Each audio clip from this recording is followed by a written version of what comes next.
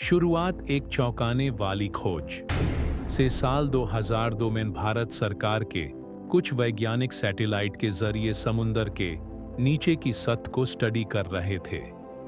यह काम जियोलॉजिकल और ओशियनोग्राफी डिपार्टमेंट्स मिलकर कर रहे थे। उनका फोकस था भारत के दक्षिण में स्थित रामेश्वरम से लेकर श्रीलंका के मन्नार आइलैंड तक के समुद्री हिस्से पर।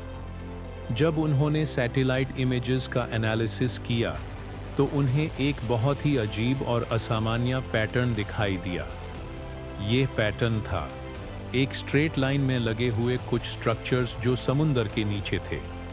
यह रेखा जैसे फॉर्मेशन लगभग 50 किलोमीटर लंबी थी और लगता था जैसे किसी ने पत्थर जोड़कर एक पुल बनाया हो। डॉक्टर सुभाष गोखले, जो इस टीम के प्रमुख थे, तुरंत बोले, यह तो बिल्कुल रामायण में बताए गए रम सेतु जैसे लग रहा है।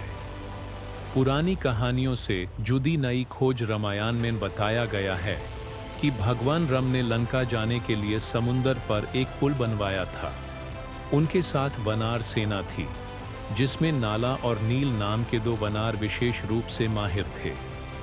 उन्होंने समुद्र में बड़े बड़े पत्थर डाले जिन पर राम का नाम लिखा था। रामायण के अनुसार ये पत्थर पानी में डूबे बिना तैर गए और इसी तरह एक सेतु तैयार हुआ जिससे सेना लंका पहुंची।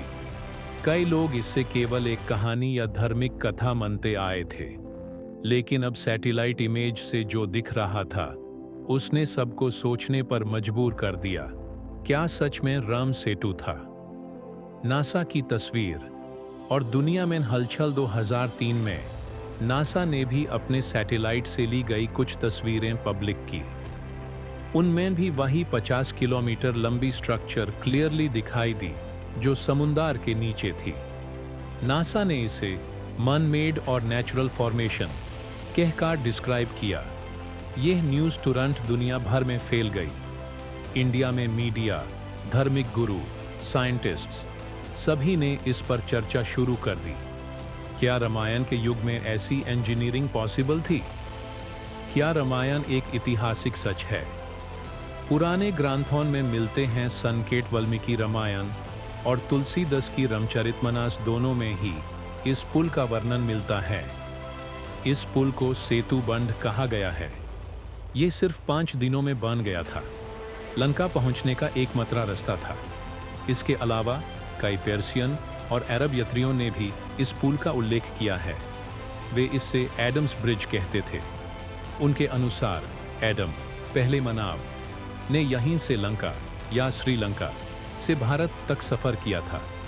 समुद्री खोज का अगला कदम 2014 में archaeological survey of India (ASI) ने एक टीम भेजी जो समुद्र में स्कूबा डाइविंग करके वहां की जमीन और पत्थरों का स्टडी कर सके।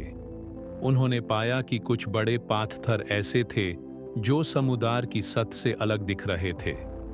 उन पत्थरों को उठाकर जब उनकी रेडियो कार्बन टेस्टिंग की गई तो पता चला पत्थरों की उम्र लगभग 7000 साल पुरानी। जहां वो पत्थर मिले थे उस जगह की रेट सिर्फ 4000 साल पुरानी। इसका मतलब क्या था? ये कि पत्थर कहीं और से लाकर वहां रखे गए थे और ये काम किसी एडवांस्ड समझ वाले इंसान ने ही किया होगा। डॉक्टर आर नगराजन, जो रिसर्च टीम में थे, ने कहा, यह नेचुरली बना हुआ नहीं लगता। ये ह्यूमन मेड स्ट्रक्चर है। किसी ने इसे पर्पसफुली बनाया है।